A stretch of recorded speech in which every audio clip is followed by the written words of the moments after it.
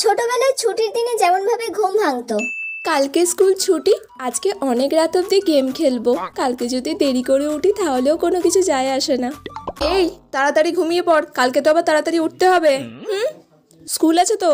মা, কালকে তো স্কুল ছুটি, কালকে তো দেরি করে উঠলেও কোনো অসুবিধা নেই। ও আচ্ছা আচ্ছা, ঠিক আছে। ফোনটাকে পাশে রেখে এবার ঘুমিয়ে পড়ি। কালকে 10টার সময় উঠবো। ও, ঘুমটা ভেঙে গেল। এবার তো উঠে খেলতে যাব। দেখি কটা বাজে। হ্যাঁ, এই সবে ভোর 5টা বাজে। প্রত্যেকদিন স্কুল থেকে আমার তো ঘুমই ভাঙতে চায় না। আজকে 7 সকালে ঘুম ভেঙে গেছে। তাড়াতাড়ি আবার ঘুমিয়ে পড়ি, না হলে মা দেখতে পেলে এক্ষুনি আমাকে পড়তে বসিয়ে দেবে। কিরে মানু, উঠে পড়েছিস? আর শুতে হবে না, উঠে পড় উঠে পড়। খেয়ে দিয়ে একটু আমার সঙ্গে ব্যায়াম করবি, তারপর পড়তে বসে পড়বি। চল। দূর ব্যাং, ভালো লাগে না।